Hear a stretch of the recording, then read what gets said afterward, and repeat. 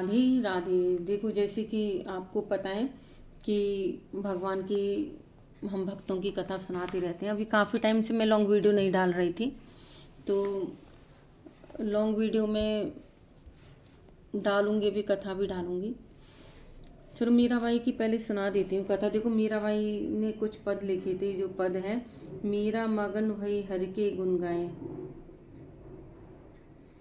सांप पिटारा राना भेजा, मीरा हाथ दियो जाए, न्याय धोए जब देखन लागी, सालग्राम भई गई पाए, जहर को प्याला राना भेजा, अमृत दीन बनाए, न्याय धोए जब पीवन लागी, हो अमर अंचाए।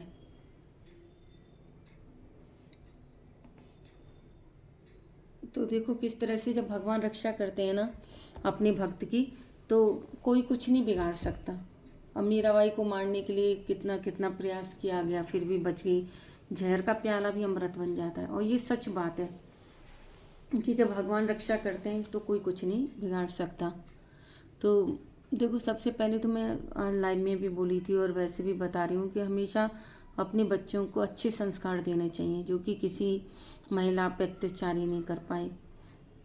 थोड़ी बहुत बातें तो सब घर में देखो होती हैं, ठीक हो जाती हैं, वो तो अलग बात होती है, लेकिन अपने बच्चों को ऐसे संस्कार दो कि मतलब वो किसी की हत्या नहीं कर पाए, किसी का जीवन भर विनाश नहीं कर पाए। और मैंने सबसे पहले अपने बच्चे को ही बहुत अच्छे संस्कार दिए। बाकी मेरा बेटा भगवान की कृपा से टचवुड कर लूँ बहुत अच्छा है, कभी किसी पे अत्याचार नहीं कर सकता, बहुत दयालु प्रवृत्ति का, बहुत अच्छा है एकदम से, भगवान नज़र नहीं लगे, हमेशा खुश रहे वह। तो इस तरह से जो संस्कार होते हैं, देखो जो माँ की परवरिश होती है ना, संतान आगे शुरू से लेके एंड तक उसके वही संस्कार चलते हैं, जैसे कि माँ बच्चे को संस्कार देती है। अब एक बच्चा, अब मेरा बेटा है, वो हमेशा दया धर्म पे चलना, अच्छे संस्कार, अच्छा ही करना, किसी को दुख नहीं देना।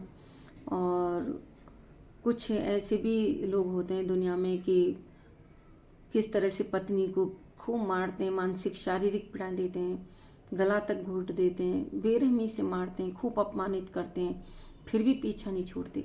चाहे 25 साल अत्याचार कर लें, चाहे 30 साल, पर फिर भी पीछा नहीं छोड़ते कि मरी क्यों नहीं, सांसें क्यों चल रही हैं। ऐसे ऐसे भी लोग होते हैं। तो मतलब कोई कितना भी देखो, दो मुखौटे जो लोग रखते हैं ना, एक घर के लिए अलग, बाहर के लिए अलग, घर में पत्नी के लिए ऐसा कि पत्नी को खूब बेरहमी से खूब मार लेते हैं जीवन भर, उसके बाद भी पीछा नहीं छोड़ते। और बाहर इतना अच्छा दिखाएंगे कि हमसे अच्छा कोई नहीं। तो कोई बहरूपिया बन के डबल रोल करके देखो कितना भी झेले, लेकिन ईश्वर तो सब देख रहा है ना। ईश्वर के सामने तो, जब ईश्वर की लाठी जो होती है उसमें आवाज़ नहीं होती, कहते हैं ना।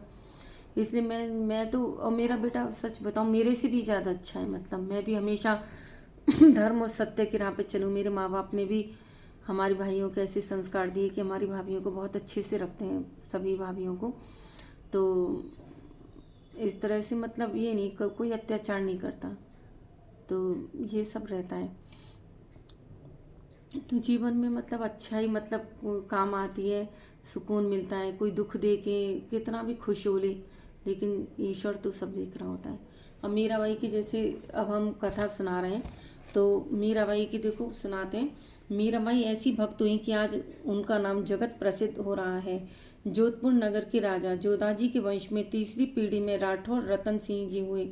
उन्हीं की एकलौती पुत्री थी। बालकपन में ही इनको गिरधारी लाल जी से प्रीति हो गई थी। इनके घर में ही गिरधारी लाल जी की मूर्ति प्रतिष्ठित थी। एक दिन नगर के किसी बड़े आदमी के यहाँ बारात आई। उसे देखने के लिए सब स्त्रियां ऊपर अटारी पर चढ़ गईं। मीराबाई की माता जहाँ गिरधारी लाल जी की मूर्ति थी वहाँ दर्शन करने गई थी। मीरा उस समय 5 वर्ष की थी।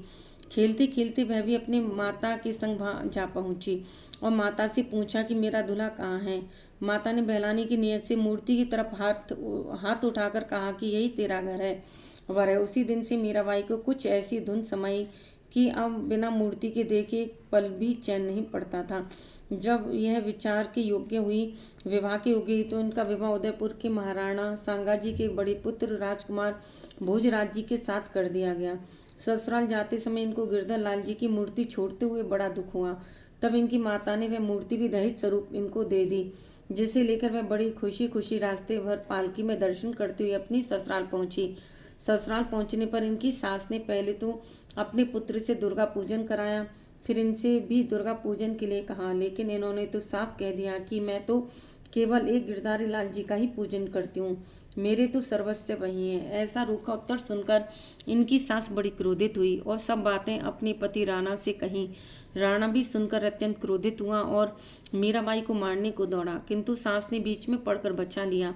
आखिर इनकी रहने के लिए एक अलग हवेली दे दी गई, जिसमें इनको गिरधारी लाल जी की पूजा करने तथा साधु और संतों की सेवा करने की बिल्कुल भी स्वतंत्रता मिल गई।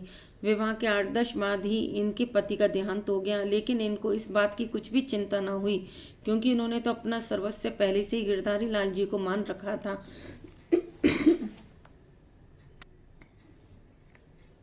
गिरधारी लाल जी को मान रखा था। एकदम भूल जाती हूँ कहाँ तक पढ़ लिया। एक दिन इनकी ननद उदाबाई इनको समझाने को आई और कहने लगी कि भाभी, तुम बड़े घराने की बेटी हो और बड़े घर की ही ब्याही हो, तुमको ऐसा काम करना उचित नहीं जिसमें दोनों घरों की लाज जावे। इस तरह बेपर्दी से साधु संतों की सेवा करना तुम्हें शोभा नहीं देता है। मीराबाई बोली, हे नंद, साधु संतों की सेवा तो करोड़ों जन्म के महापापों को नाश करने वाली है। जिसको संसार में सत्संग प्यारा है वही कलंकित है। मैं तो सत्संग के बिना एक घड़ी भर भी नहीं रह सकती हूँ।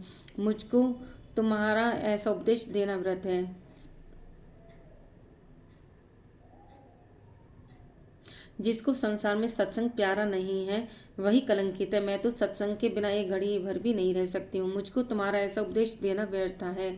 यह सुनकर उदाबाई अपने माता पिता से जाकर बोली कि उसकी तो उस भगवान में अचल भक्ति है, वह किसी प्रकार नहीं समझ सकती है।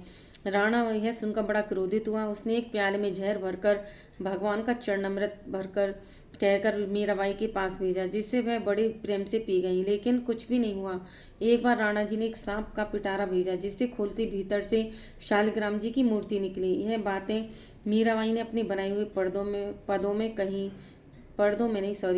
यह बातें मीराबाई ने अपने बनाए हुए पदों में कई बार जगह कही भी। उनमें से कुछ पद लिखते हैं जो अभी हमने सुनाया था। सबसे पहले, मीरा मगन भई हरि के गुण गाए। इस तरह से बहुत सारे मीराबाई के पद हैं। तो देखो, इसलिए भगवान की जब कृपा होती है कोई कुछ नहीं बिगाड़ सकता। और कोई किसी को कितना भी दुख दे कि कितना भी सुखी समझ ले अपने आप को, लेकिन भगवान से डरना चाहिए। और राधे राधे, जय श्री कृष्णा।